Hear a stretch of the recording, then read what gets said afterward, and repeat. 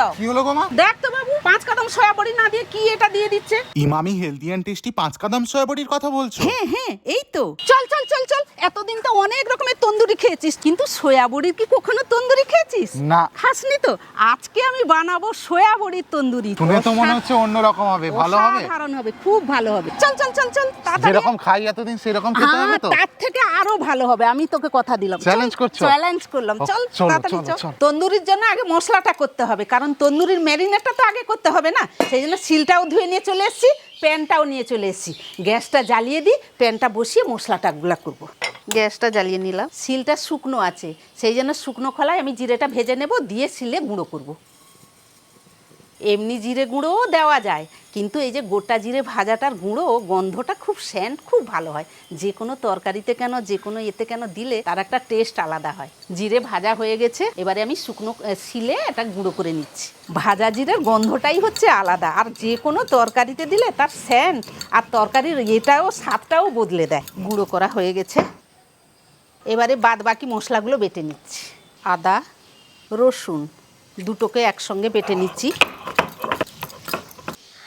আর last কাঁচা লঙ্কাটাও বেটে নিচ্ছি। বাটাবুটি শেষ, এবারে শিলটা তুলে দিয়ে আসি, দিলে গিয়ে ম্যারিনেটটা করব। তন্দুরি মশলা ম্যারিনেটের জন্য একটা পাত্র নিয়ে চলে এসেছি, পাত্রটা রাখলাম এখানে টক দইটা ছাঁকনিতে প্রায় 4-5 ঘন্টা রেখেছিলাম যাতে জলগুলো ঝরে যায়, জলটাও ঝরে গেছে। এবারে দইটা পাত্রে দিয়ে দিলাম। গরম মশলা গুঁড়ো, লঙ্কার গুঁড়ো, হলুদ গুঁড়ো, ধনে গুঁড়ো, নুন, ভাজা জিরের গুঁড়ো, কাসুরি মেথি, আদা রসুন বাটা, লঙ্কার বাটা, লেবু রস। এখনও মশলা দেওয়া শেষ হয়নি, আরও বাকি আছে, তার জন্য আমাকে মশলা বানাতে হবে। সেই জন্য একটা প্যান নিয়েছি, প্যানটা আমি বসিয়ে দিলাম। একটু সর্ষের তেল দিয়ে দিলাম। আমি কি করব, সর্ষের তেলটা একটু ভালো করে গরম করে নেব, যাতে ঝাঁসটা সর্ষের তেলে চলে যায়। দেখুন তেলটা গরম হয়ে গেছে, রঙটা বদলে গেছে কি সুন্দর, তার মানে তেলটা ভালোভাবেই গরম হয়ে গেছে। বেসনটা আমি দিয়ে দেব, তারপরে ভালো করে নাড়াচাড়া করে নেব বেসনটাকে। এই রকম নাড়াচাড়া করতে থাকবেন, দিলে দেখবেন বেসনের রঙটা একবারে বদলে আসছে, সেই সময় গ্যাসটা বন্ধ করে দেবেন। দেখুন রঙটা কি সুন্দর বেসনের বদলে গেছে, এবারে গ্যাসটা বন্ধ করলাম। এবারে বেসনটা ব্যাটারে আমি দিয়ে দিচ্ছি, দিয়ে ভালোভাবে সব কিছু ব্যাটারটাকে আমি মিক্সড করে নেব। ভালো করে ব্যাটারটাকে মিক্সড করে নিতে হবে, যাতে সব মশলাগুলো ভালো করে মিশে যায়, আর দইটাও যেন ডেলা ডেলা না থাকে, একবারে ভালো করে প্লেন হয়ে মিশে যাবে। এই যে আমি তেলে, গরম তেলে এই যে বেসনটা দিয়ে নাড়লাম, সেটাও খুব সাবধানে করতে হবে। আর বেসন তেল গরমটা যে দিলাম, সেটাও চটজলদি করে একবারে ঘুরতে হবে, না হলে দইগুলো ডেলা ডেলা থেকে যাবে। দিলে ব্যাটারটা সুন্দর হলে তন্দুরিটাও ভালো হবে। দেখুন ব্যাটারটা কি সুন্দর ফেটানো হয়ে গেছে, একটু ডেলা ডেলা নাই, বেশ গাঢ় গাঢ়ও হয়েছে আর থোকা থোকাও হয়েছে। এবারে ব্যাটারটাকে রেখে দিই, তারপরে সয়া বড়িটাকে নিয়ে আসি। দিলে তো তন্দুরিটা বানাবো, যাই এটা থাক, হাতটা ধুয়ে সয়া বড়িটা নিয়ে আসি। কড়াই নিয়ে চলে এসেছি, কড়াইটা বসিয়ে দিলাম। জলটা গরম করতে হবে, জলটা গরম হলেই গিয়ে আমি সয়া বড়িটা দিব। গ্যাসটা জ্বালিয়ে দিলাম, জল দিয়ে দিলাম। জলটা গরম হচ্ছে হোক। যেমন এখানটা আমি নিয়েছি ক্যাপসিকাম, পেঁয়াজ আর টমেটো, এগুলোকে আমি কি করব, চৌকো চৌকো করে কেটে নেব। আগে ক্যাপসিকামটাকে আমি 2 ভাগ করে নেব, তারপরে আমি চৌকো চৌকো করে কেটে নেব। ক্যাপসিকামগুলোকে কেটে নিয়েছি, এবারে রেখে দিচ্ছি। এবারে পেঁয়াজটাকেও আমি চৌকো করে কেটে নেব, তারপরে এক একটা করে এরকম করে খুলে নিলেই হয়ে যাবে পেঁয়াজগুলো।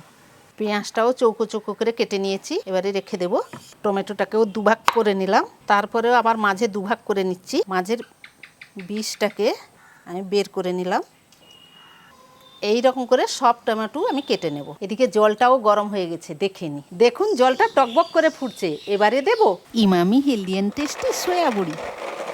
ভালোভাবে সয়া বড়িগুলোকে জলের সাথে মিশিয়ে দিলাম, আঁচটা বন্ধ করে দিলাম। এবারে 7 মিনিটের জন্য ঢাকাটা দিয়ে দিলাম, ঢাকাটা তুলে দিলাম। এদিকে সয়া বড়িটাও ঠান্ডা হয়ে গেছে, এবারে ভালোভাবে সয়া বড়িগুলোকে চুপড়িয়ে নেব। এই Emami healthy and tasty soya বড়িটা খুব জুসি হয়, দেখুন কতটা জুস বেরিয়ে যাচ্ছে। এই যে দেখুন, Emami healthy and tasty soya বড়িতে আছে 5 কদম, মানে ভরপুর প্রোটিনের শক্তির সঙ্গে পুষ্টি, ইমিউনিটি, গ্রোথ আর এনার্জি। ভেজিসটাও আমি কেটে গুছিয়ে নিয়ে চলে এসেছি, আর এদিকে আমার ম্যারিনেটটাও মশলার করা আছে। আমি কি করব, সমস্ত এগুলা দিয়ে আবার ভালো করে আমি ম্যারিনেট করে নেব। পেঁয়াজ কাটাগুলো দিয়ে দিলাম, তারপরে ক্যাপসিকাম কাটাগুলোও দিয়ে দিলাম, তারপরে টমেটো কাটাগুলোও দিয়ে দিলাম, আর শেষে সয়া বড়িগুলোও দিয়ে দেব।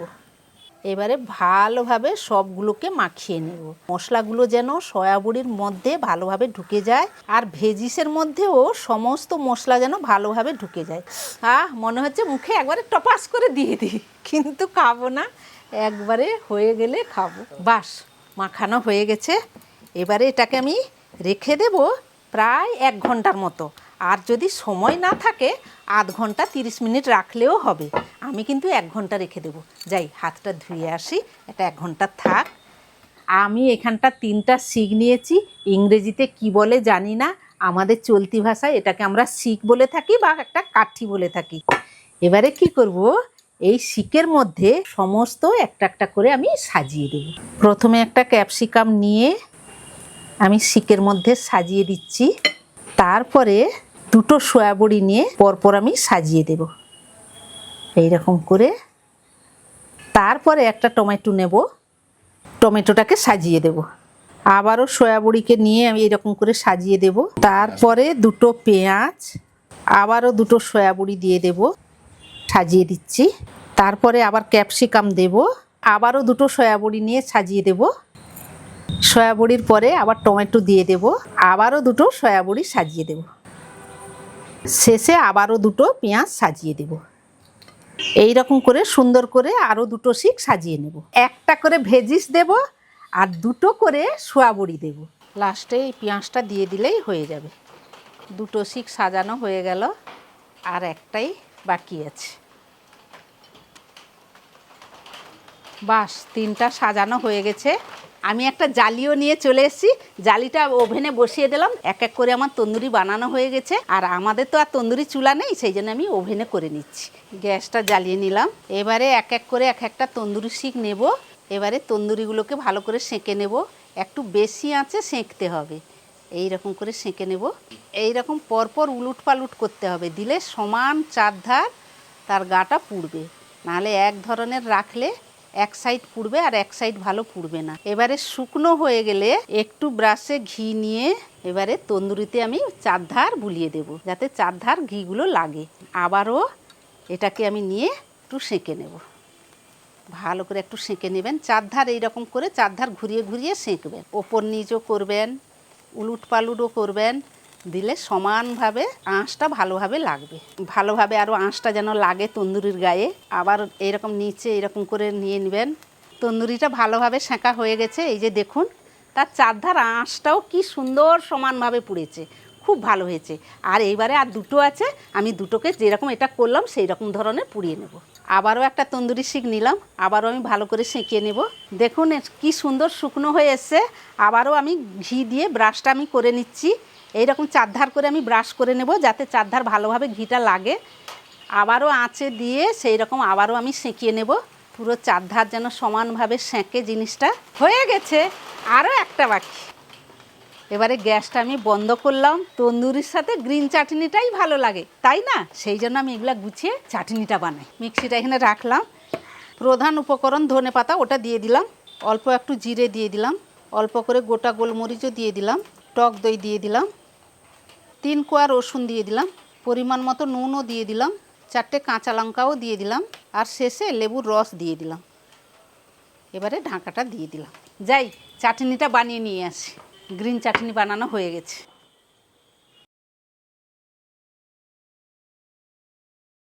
বাস, সয়াবড়ির তন্দুরি সাজানো হয়ে গেছে। কি সুন্দর প্লেটটা সাজানো হয়েছে না? দেখুন কত সুন্দর সাজিয়েছি। এদিকে সন্ধেও হয়ে আসছে, আর বাবু ঘরের ভিতরে টিভি দেখছে।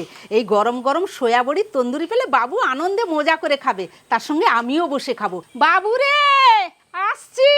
বাবু রে, সয়াবড়ির তন্দুরি গরম গরম বানিয়ে নিয়ে চলে এসছি। চলাই চলাই খাবি? গরম গরম সয়াবড়ির তন্দুরি। বাবা, একবারে স্কিউয়ার্সে সাজিয়ে দারুণ দেখতে হয়েছে, এটা বোঝাই যাচ্ছে না। এবার আমি এক একটা স্কিউয়ার্স থেকে বের করি নাকি? হ্যাঁ, জাস্ট একটা কাঁটা চামচ নিলাম। ও, জাস্ট আবারও একটা নিলাম, জাস্ট ঠেলে দিলাম। ও, জাস্ট ঠেলে দেব। অসাধারণ, জাস্ট দেখে বলুন, সয়াবড়ি মনে হচ্ছে তন্দুরি। জাস্ট সয়াবড়ি নিলাম, একটু গ্রিন চাটনিতে ডিপ করলাম, এটা সয়া বড়ি। হ্যাঁ, সয়া বড়ি। বিশ্বাস করুন, এটা অন্য তন্দুরির থেকে কোনো অংশে কম নয়। ঝাল ঝাল চাটনিতে ডোবান নিয়ে, যেমন ঝাল ঝাল চাটনিটা বানিয়েছো তেমন তন্দুরিটা ব্যাপক না? সন্ধেবেলা জমে ক্ষীর হয়ে যাবে। যদি সন্ধেবেলা স্ন্যাক্সে যদি রাখা, যারা ভেজ খান তারা তো এটা খেতেই পারেন, আর যারা নন ভেজও খান তারা একবার ট্রাই করুন। জাস্ট টমেটোর সাথে একটু ক্যাপসিকাম, একটু পেঁয়াজ, তার সাথে একটু সয়া বড়ি নিয়ে মেয়োনিজে এটা দেবো। মেয়োনিজে ডুবিয়ে মারাত্মক মারাত্মক। ভেজিসগুলো কোট যে করেছো না, সুন্দর হয়েছে। আর সয়াবড়ির মধ্যে মশলাটা ঢুকিয়েছে। তন্দুরি মানেই সব খেল হচ্ছে এখানে ম্যারিনেশন, আর কিচ্ছু নেই। তুমি কিসে খাবে, মেয়োনিজ না গ্রিন চাটনি? মেয়োনিজ। একটা সয়াবড়ি নিলাম, মেয়োনিজে ডুবলাম। বাবুরে, কি লাগছে রে! আমি তো খুব কম খেতাম তন্দুরি, এই যে বানিয়ে তোকে দিলাম, যে যে আমি খাচ্ছি, সত্যি এত যে ভালো হয় তন্দুরি আমি নিজে এত জানতাম না। তার স্মোকি ফ্লেভারটা কত সুন্দর লাগছে। সত্যি না, সত্যি এত ভালো লাগছে। খুব সুন্দর মা পুড়িয়েছে, তন্দুর করেছে একবারে রেস্টুরেন্ট স্টাইল। আসল তন্দুরি লাগবে। আমি জাস্ট পাচ্ছি না, জাস্ট একটা খেলা। অবশ্যই বানান বাড়িতে, অবশ্যই। তারপর কমেন্টে এসে বলবেন যে আপনারা কি খেয়েছেন। আজকের ভিডিওটা কেমন লাগলো অবশ্যই জানান। নতুন একবারে রেসিপি, নতুন ধরনের আমরা উপস্থাপনা করলাম আপনাদের সামনে। আর হ্যাঁ, আপনিও আমার মতো সয়া বড়ি কেনার সময় 5 কদম দেখে অবশ্যই কিনবেন, কারণ সয়া বড়ি মানেই 5 কদম। আজকের জন্য এইটুকু, আবার ফিরে আসছি অন্য রেসিপি নিয়ে। ততক্ষণ আপনারা ভালো থাকবেন, সুস্থ থাকবেন। এই সয়া বড়ি তন্দুরি খাবেন, আর অবশ্যই পরিবারের সাথে সন্ধ্যাবেলায় খেয়ে বলবেন